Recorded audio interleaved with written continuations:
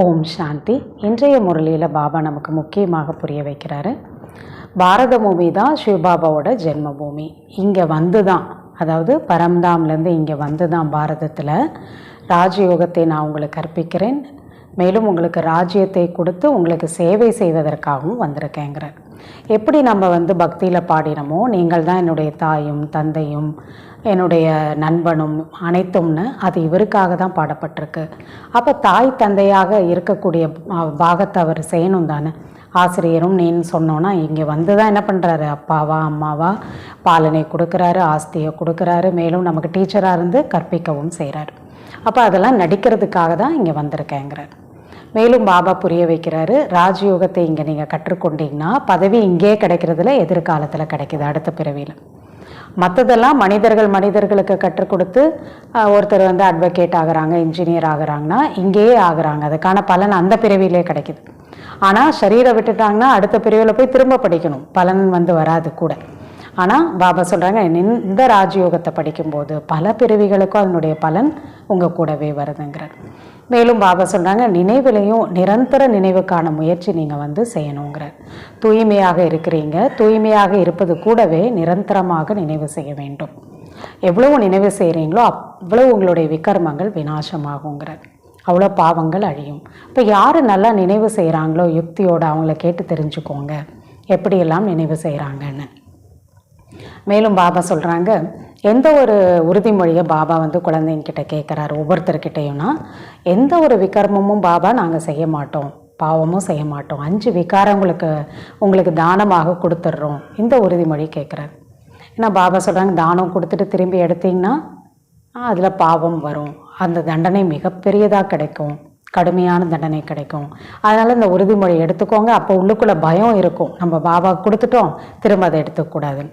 அதுக்கு தான் ஹரிச்சந்திரனோட கதை கூட சொல்லியிருக்காங்க. தானமாக அவர் கேட்ட உடனே என்ன பண்ணிட்டாரு, ராஜ்யம், தன்னுடைய மனைவி, குழந்தைகள் எல்லாத்தையும் கொடுத்துட்டார். எந்த சூழ்நிலையும் திரும்ப அவர் கேட்கவே இல்லை. அது அந்தளவுக்கு அவர் கடைப்பிடிச்சார். அதெல்லாம் உங்களுக்காக இப்போ சொல்லப்படுதுங்கிறார். அதனால் பாபா சொல்கிறாங்க, பாபாவுக்கு தெரியும் மாயாவோட புயல் வரும். ஆனால் பாபா புரிய வைக்கிறாங்க, அவ்வளோ சீக்கிரமாக தானம் கொடுத்துட்டா அது உங்களை விட்டு போயிடுது, அப்படி கிடையாது, அதுக்கு டைம் ஆகும். ஆனாலும் பயம் இருக்கும் இல்லையா, அதுக்காக உறுதிமொழி கொடுங்கங்கிற. அதுவும் பாபா புரிய வைக்கிறாரு, கர்ம இந்திரியங்கள் மூலமாக எந்த ஒரு பாவ கர்மமும் செஞ்சிடாதீங்க. காம விகாரத்தோட எண்ணங்கள் வந்தாலும் மனசுலே அதை அழிச்சிடுங்க, கர்ம இந்திரியங்களை வெளிப்படுத்தாதீங்க. கர்ம இந்திரியங்கள் எந்த பாவமும் செய்யாமல் இருக்கும்போது தான் நீங்கள் கர்மாத்தீத் நிலையும் அடைய முடியும் அப்படிங்கிறதையும் பாபா புரிய வைக்கிறாரு. இங்கே இருக்கக்கூடியவர்கள் புண்ணிய ஆத்மான்னு நிறைய பேரை சொல்கிறாங்க, தானம் புண்ணியம்லாம் செய்கிறவங்கள. ஆனால் பாபா சொல்கிறாங்க, ஒருத்தர் கூட இங்கே புண்ணிய ஆத்மா கிடையாது. ஏன்னா எல்லாருக்குள்ளேயும் விகாரங்கள் இருக்குது. சத்தியுகத்தில் இருக்கிறவங்க மட்டும்தான் புண்ணிய ஆத்மாக்கள். அங்கே யாரும் எந்த விதமான விகாரங்களும் இருக்காது. அங்கே தனியாக ஏதாவது நல்ல காரியம் புண்ணிய காரியம் செய்யணும், தான தர்மம் செய்யணுங்கிற அவசியமும் அங்கே இருக்காது. இப்போ அதுபோல் நீங்கள் பாபா சொல்கிறாங்க, இங்கே உயர்ந்த புண்ணிய ஆத்மாவாக நீங்கள் இப்போ மாறிட்டுருக்கீங்க. அதுக்காக தான் நீங்கள் தன்னுடைய உடல் மனம் பொருளை பாபாவுக்கு அர்ப்பணம் செய்கிறீங்கிறார். அப்படி பாபாவுக்கு அர்ப்பணம் பண்ணுறது மூலமாக அவர் நமக்கு என்ன பண்ணுறாரு, திரும்ப சமர்ப்பணம் ஆகிறார். 21 பிறவிக்கு நான் அதுக்கான ரிட்டர்ன் உங்களுக்கு பண்ணுறேன்னு சொல்கிறார். வாங்க பாபாவோட முழுமையான முரளியை கேட்கலாம். ஓம் சாந்தி. 17/7/2026 காலை முரளி பாப்தாதா மதுபன். இனிமையான குழந்தைகளே, இந்த பாரத பூமி நிராகார தந்தையினுடைய ஜென்ம பூமியாகும். இங்குதான் தந்தை உங்களுக்கு ராஜயோகத்தை கற்பித்து ராஜ்யத்தை அளிக்க மற்றும் உங்களுக்கு சேவை செய்வதற்காக வருகிறார். கேள்வி: சிவ் பாபா தன்னுடைய ஒவ்வொரு குழந்தையிடமும் எந்த ஒரு வாக்குறுதியை எடுக்குமாறு கூறுகின்றார்? பதில்: இனிமையான குழந்தைகளே, பாபா நாங்கள் எந்த ஒரு விகர்மமும் செய்ய மாட்டோம் என்று உறுதியிடுங்கள். 5 விகாரங்களை தானமாக கொடுக்கின்றோம். உள்ளுக்குள் பயம் இருக்க வேண்டும். ஒருவேளை நீங்கள் தானம் கொடுத்துவிட்டு பிறகு திரும்ப பெற்றுக்கொண்டீர்கள் என்றால் மிகவும் கடுமையான பாவம் ஏற்பட்டுவிடும். அதற்கு பிறகு தண்டனையும் கடுமையாக வாங்க வேண்டியதாக இருக்கும். ஹரிச்சந்திரனின் கதை கூட இதை பற்றியதால் தான் அமைக்கப்பட்டுள்ளது. ஓம் சாந்தி. இது குழந்தைகளுடைய இறை மாணவ வாழ்க்கையாகும். பாபா நமக்கு ஞாபகப்படுத்துகிறாரு, இது ஸ்டூடெண்ட் லைஃப். நாம் அவரிடம் வந்துள்ளோம் என்பதை நீங்கள் அறிந்துள்ளீர்கள் இல்லையா? கடவுள்கிட்ட நம்ம படிக்க வந்திருக்கோம்னு தெரிஞ்சிருக்கோம்.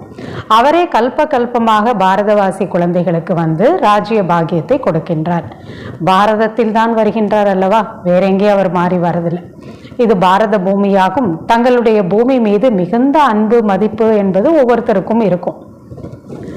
எப்படி யாராவது வெளிநாட்டில் போயிட்டு பெரிய மனிதர்களாக ஆயிடுறாங்க, அதுக்கப்புறம் இறந்து விட்டார்கள் என்றால் அந்த உடலை வெளிநாட்டிற்கு அங்கேயே வச்சிடுறது கிடையாது, மீண்டும் தன்னுடைய பிறந்த பூமிக்கு வந்து கொண்டு வராங்க. அதே போல் பாரத நாட்டில் பிறந்து வெளிநாட்டுக்கு போனாங்கன்னா அங்கே சரீரம் விட்டுட்டாங்கன்னா இங்கே எடுத்துகிட்டு வராங்க. அதே போல் இங்கே இருக்கக்கூடியவர்கள் வெளிநாட்டில இருந்து வந்து வாழ்ந்துட்டு இருந்தாங்க, சரீரம் விட்டாங்கன்னா அவங்களுக்கு அவங்க நாட்டுக்கே திரும்ப எடுத்துகிட்டு போகிறாங்க. அவரோட உடலை வந்து அப்படி செய்கிறாங்க. ஏன்? தங்களுடைய பூமி மீது ஒவ்வொருத்தருமே அந்த அளவுக்கு மதிப்பு வைத்திருக்காங்க. பாரதத்திற்கு பகவானுடைய ஜென்ம பூமி என்று கூறப்படுகிறது. யாரை பகவான் அல்லது அல்லாஹ் பரமாத்மா என்று அழைக்கிறார்களோ அவருக்கு முன்னால் தான் இப்பொழுது நாம் அமர்ந்திருக்கின்றோம். இதெல்லாம் நீங்கள் அறிந்துள்ளீர்கள். பெயர் அவசியம் வேண்டும் அல்லவா, அதனால ஒவ்வொரு பேரும் சொல்றாங்க. அல்லான்னு சொல்றாங்க, பரமாத்மான்னு சொல்றாங்க, ஈஸ்வரன்னு சொல்றாங்க. இருந்தாலும் லிங்கத்திற்கு பூஜை செய்கிறார்கள். அவர் எப்படி இருக்காருன்னு தெரியல. இறைவன் அல்லது குதா என்று கூறுகிறார்கள் என்றால் நிச்சயம் அவருடைய அடையாளம் வேண்டும் அல்லவா, எப்படி இருக்காரு, எந்த உருவம் அவருக்கு இருக்குன்னு தெரியணும் இல்லையா? லிங்கத்தை எல்லா புறங்களிலும் பூஜை செய்கிறார்கள். அங்கேயும் பார்த்தீங்கன்னா சங்கே அஸ்வதுன்னு மெக்காலையும் வந்து ஒரு லிங்க வடிவத்தில் ஒரு கல் இருக்கும், அதை வைத்தும் பூஜைகளை செய்கிறாங்க எல்லா இடத்துலையும். படங்களில் கூட தற்காலத்தில் தேவதைகளுக்கு முன்னால் பரம்பிதா பரமாத்மாவின் சித்திரத்தை லிங்கமாக காண்பிக்கிறார்கள். அவர் எல்லோரையும் விட உயர்ந்ததிலும் உயர்ந்தவர். அவருக்கு தனக்கென்று சரீரம் கிடையாது, எனவே நிராகாரமானவர் என்று கூறப்படுகிறது. சாக்காரமானவர் கிடையாது அப்படின்னா அவருக்கு கண்கள்னால பார்க்கக்கூடிய ஒரு உருவம் கிடையாது அவருக்கு. நாம் அவரிடமிருந்து தான் கல்வியை பெறுவதற்காக அவருக்கு முன்னால் கல்பமாக வருகின்றோம். அப்படி நிராகாரமானவர் இப்போ டீச்சராக இருந்து நமக்கு சொல்லிக் கொடுக்குறாரு. இதெல்லாம் இப்பொழுது குழந்தைகள் நீங்கள் தெரிந்துள்ளீர்கள். பகவானுடைய வாக்கியம் என்ன? பகவான் கூறுகிறார் என்றால் நிச்சயம் ராஜயோகம் கற்பித்திருக்க கூடும். மாணவர்களுக்கு ராஜயோகத்தை கற்பித்திருந்தார் மற்றும் அவர்களை ராஜாராணியாக அவர் ஆக்கியிருந்தார். அவர் தான் ஆக்க முடியும். இங்க ராஜ்யத்தை அடையணும், ராஜாவாகணும்னா சண்டை போட வேண்டிய விஷயமெல்லாம் கிடையாது. இந்த லக்ஷ்மி நாராயண் கூட யுத்தத்தின் மூலமா அவங்களுடைய ராஜ்யத்தை அடைந்தார்களா? அப்படி கிடையாதுங்கிறார். முற்றிலும் எந்த ஒரு சண்டை சச்சரவுகளும் இல்லை. சண்டை போடாம தான் அவங்க ராஜா ஆனாங்க. எப்படி? படிச்சுதான் ஆனாங்க. இவர்கள் சத்தியுகத்தில் எப்படி ராஜ்யத்தை அடைந்தார்கள் என்பது உலகத்திற்கு முற்றிலும் தெரியாது. இவ்வளவு உயர்ந்த படிப்பை படிச்சு ஆனாங்கன்னு தெரியாது. நாம் தந்தையிடமிருந்து ராஜ்யத்தை பெற்றுக்கொண்டே இருக்கிறோம். இப்பொழுது குழந்தைகளாகி நீங்கள் இதெல்லாம் புரிந்து கொண்டீர்கள். நாம் அவருக்கு முன்னால் தான் இப்ப அமர்ந்திருக்கோம். அவர் தான் நம்முடைய பாபா, அப்பா. கிருஷ்ணன் கிடையாது. கிருஷ்ணர் வந்து சின்ன குழந்தையாக இருக்கக்கூடியவர். அவர் வந்து அவருடைய படைப்பவர் சிவபாபா, கிருஷ்ணன் படைப்பு. இப்பொழுது உண்மையில் கிருஷ்ணர் தன்னுடைய பதவியை அடைந்து கொண்டிருக்கிறார். படிச்சு அந்த பதவிக்கு போறார். பின்னர் வருங்காலத்தில் அவர் கிருஷ்ணன் என்று அழைக்கப்படுவார் அந்த ஆத்மா. இவை எல்லாமே முழுமையாக படிப்போட விஷயமாகும். பாபா நமக்கு ராஜயோகத்தை கற்பிக்கிறார் என்பதை நீங்கள் அறிந்துள்ளீர்கள். எப்படி மனிதர்களை கற்றுக் கொடுத்து வழக்கறிஞர்களா இல்ல வந்து இன்ஜினியரா வந்து மாத்துறாங்க. பாபா சொல்றாங்க தான், அப்ப அவங்களுக்கும் வந்து மனிதர்களை கற்றுக் கொடுக்கறாங்க இல்லையா? அப்ப நாமும் மனிதர்கள் தான். ஆனா நாம இப்ப பதீத்தமாக இருக்கின்றோம்னு புரிஞ்சுக்கிட்டோம். பாபா கிட்ட இருந்து படிச்சு நம்ம பாவனமாக மாறுகின்றோம். இப்பொழுது தந்தை நம்மளை தூய்மையாக மாற்றுகிறார். மேலும் நமக்கு ஆஸ்தியும் கொடுக்கிறார். பாவன உலகம், புது உலகமாக தானே இருக்கும். புது உலகம் தான் ராஜ்யம் இல்லை, அங்கே தான் நம்மளுடைய ராஜ்யம். இப்பொழுது நீங்கள் தந்தைக்கு முன்னால் அமர்ந்திருக்கிறீர்கள். எப்படி லௌகீக தந்தை குழந்தைகளுக்கு அன்போடு அமர்ந்து புரிய வைப்பார்கள், இல்லை ஏதாவது சொல்லிக் கொடுக்கணும்னா புரிய வைப்பாங்க. இவர் வந்து பாரலௌகிக தந்தை, விசித்திரமான அசரீரியாக, சரீரம் இல்லாத தந்தையாக இருக்காரு. இவருக்கு தான் நம்ம வந்து இவருக்காக தான் துவமேவ மாக்தாக்ஷ பிதா துவமேவ பந்து சகா, நீ தான் என்னுடைய தாயும் தந்தையும் நண்பனும் அனைத்தும் நீதானு, இவருக்காக தான் நம்ம பாடிக்கொண்டே வந்தோம். இப்போ 2500 வருஷமா துவாபருகத்திலேருந்து பக்தியில். இந்த சமயத்தில் அவர் தன்னோட பாகத்தை நடிக்கிறதுக்காக இங்கே வந்துள்ளார். இதெல்லாம் நாம் தான் புரிஞ்சுருக்கோம் இல்லையா. அப்பா அம்மான்னு அவரை கூப்பிடுறோன்னா அந்த பாட்டை அவர் ப்ளே பண்ணணும்ல, சாக்காரத்தில் அதில் வந்திருக்கார். பக்தி மார்க்கத்தில் எவ்வளோ பாடல்கள்லாம் அவருக்காக நம்ம பாடுறோம். நாம் சிவபாபாவிடம் வந்துள்ளோம் அப்படிங்கிறத நாம் இப்போ புரிஞ்சுக்கிட்டு சொல்கிறோம். கடிதம் கூட என்ன எழுதுகிறோம் நம்ம, சிவபாபா கேர் ஆஃப் பிரம்மா அப்படின்லாம் நம்ம எழுதுகிறோம். யாருக்காவது நம்ம கடிதத்தை காண்பித்தீர்கள் என்றால் ரொம்ப ஆச்சரியப்படுவாங்க. அதென்ன சிவபாபா கேர் ஆஃப் பிரம்மா அப்படின்னு அவங்களுக்கு தெரியாது. இது போலலாம் ஒரு பொழுது நாங்கள் கேள்விப்பட்டதே இல்லையே அப்படின்னு நினைப்பாங்க. பாபா சொல்கிறாங்க தான் எதிரிலேயே அவர் இருக்கார். மேலே இருக்கக்கூடியவர் சிவபாபா, கீழே பிரம்மா மூலமாக அவர் என்ன பண்ணுறாரு, ஸ்தாபனை செய்கிறார். இப்பொழுது மீண்டும் செய்து கொண்டிருக்கிறார். கல்பம் அவர் செய்கிறார். அவர் என்ன பண்ணுறாரு, இல்லற மார்க்கத்தை தான் படைக்கிறாரு. இது இல்லற மார்க்கம் தான், துறவரம் கிடையாது. உலகிய படிப்பு கூட சட்டம் படிக்கின்றார்கள் என்றால் ஆண் பெண் இருவருமே அதை படிக்கிறாங்க. பெண்கள் கூட இப்போ நீதிபதியாக, வழக்கறிஞர்களாக, மருத்துவர்களாக, டாக்டர்ஸாக ஆகுறாங்க. பாபா சொல்கிறாங்க அதே போல தான் இதுவும் ஒரு இல்லற மார்க்கம் தான். சன்னியாசிகளுடையது தான் துறவர மார்க்கம். இங்கே 2 பேருமே படிக்கிறாங்க, உயர்ந்த பதவியை அடையலாங்கிறார். அது தனியான விஷயங்கிறார். ஒருவேளை சங்கராச்சாரியார் வராமல் இருந்தால் தூய்மை என்பது அணு அளவு கூட உலகத்தில் இல்லாமல் போயிருக்கும். இதெல்லாம் பாபா நமக்கு புரிய வைக்கிறார். சன்னியாசி தர்மம் படைக்கப்பட்டதுனால தான் இந்த அளவுக்கு கொஞ்சம் தாங்குது அப்படிங்கிறார். பாரதம் முற்றிலுமே இப்போ தூய்மை இல்லாமல் எரிந்து போயிருக்கோங்கிறார். இப்போ ட்ராமாவில் அதெல்லாம் அதுக்காக தான் இருக்குது. பாரதத்தை தாங்குவதற்காக இவர்களுடைய பாகம் எல்லாம் சன்னியாசி தர்மம் எல்லாம் அமைக்கப்பட்டிருக்கு. இப்பொழுது பாரதம் எவ்வளோ தூய்மையாக இருந்தது, இப்போ தூய்மை இல்லாமல் ஆயிடுச்சு. பாரதம் எவ்வளவு ஏழையாகவும் மாறிடுச்சு. தூய்மை இழக்கும் போது ஏழ்மையாகவும் ஆயிடுச்சு. அது தங்க இலங்கை கடலுக்குள்ளே சென்று விட்டது அப்படின்லாம் சொல்கிறாங்க. இப்பொழுது தங்கத்தினுடைய இலங்கை என்று அப்படியெல்லாம் ஒன்றும் இருக்க முடியாது. இது எல்லாமே கதைகளாக எழுதி வைத்து விட்டார்கள். பாபா சொல்கிறாங்க இதெல்லாம் படிக்கிறதுனால எந்த ஒரு நன்மையும் ஏற்பட போகிறதில்ல.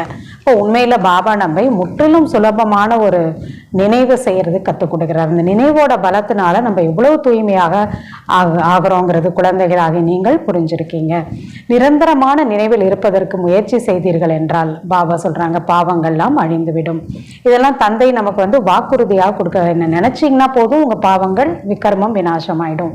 பக்தி மார்க்கத்தில் கூட நினைவு செய்வதற்கான முயற்சி செய்கிறாங்க தானே. ஏன் நினைவு செய்கிறாங்க, எதுக்காக? அதில் பலன் இருக்கும்ல, சாட்சாத்காரம், அதாவது காட்சி காண்பிக்கிறது. இதெல்லாத்துக்காகவும் கூட சில பேர் கடவுளை அவ்வளோ ரொம்ப தீவிரமாக நினைக்கிறாங்க, எனக்கு காட்சி வேணும்னு.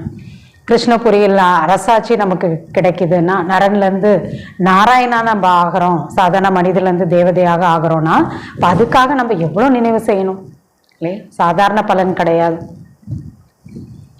பாபா சொல்கிறாங்க அவங்களுக்கு பாருங்கள் எந்த லட்சியமும் இல்லை, கிருஷ்ணபுரிக்கு போகணும், தேவதை ஆகணும்.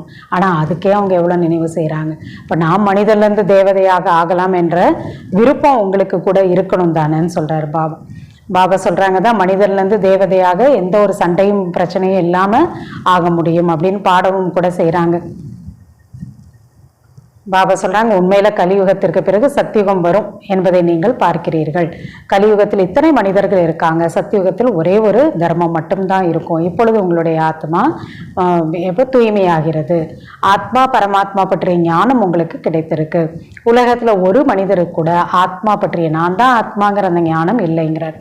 ஆத்மாவில் 84 பிறவிகளினுடைய பாகம் எப்படி பதிந்துள்ளது என்பது யாருக்குமே தெரியாது. இந்த வார்த்தை கூட ஒரு பொழுதும் யாரிடமிருந்தும் கேட்டதில்லை. தந்தை ஞானக்கடல், பதீத்த பாவனர், நிராகாரமானவர். நமது ஆத்மா இப்பொழுது பாவத்திலிருந்து புண்ணிய ஆத்மாவாக மாறிக்கொண்டிருக்கிறது.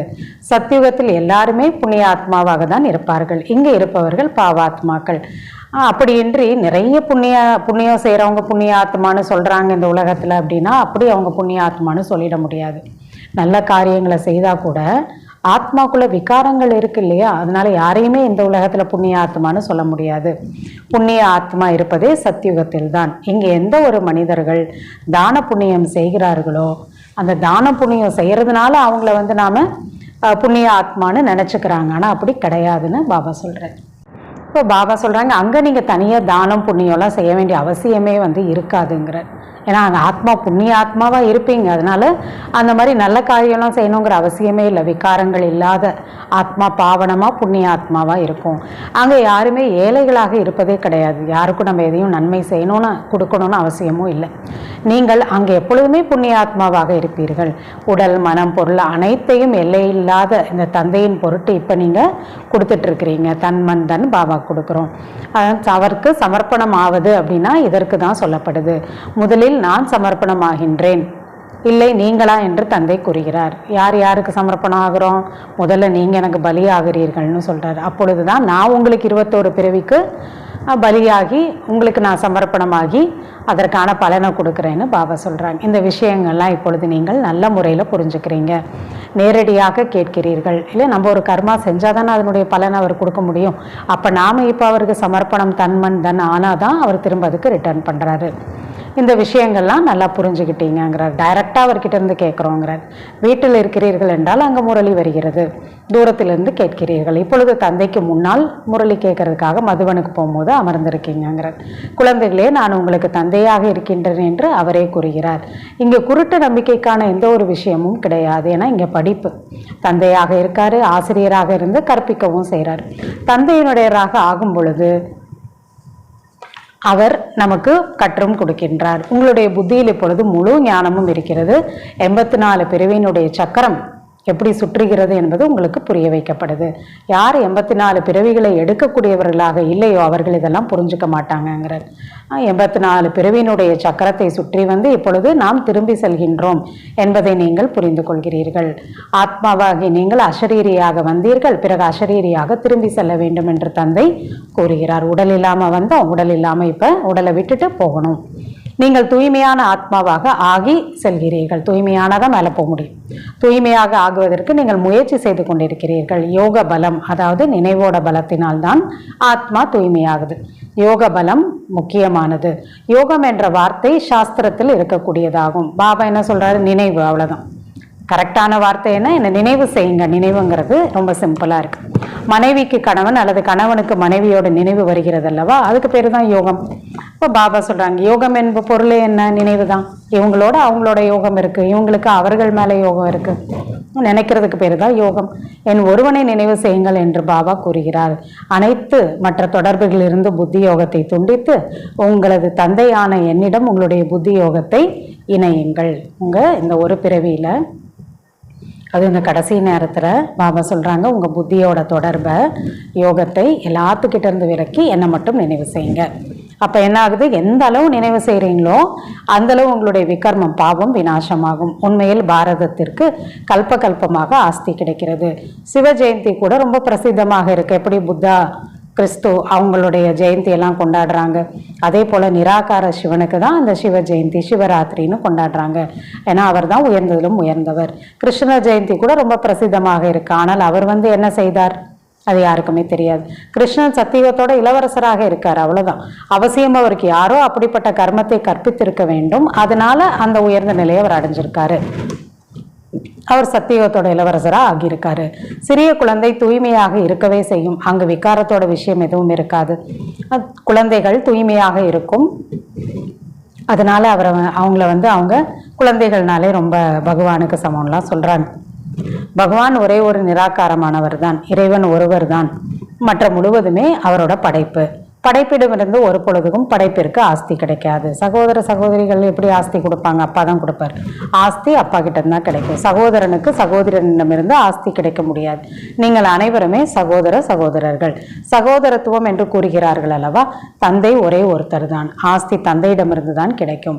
அனைத்து சகோதரர்களுக்கும் சத்கதி அளிக்கக்கூடிய வள்ளல் ஒருத்தர் தான்.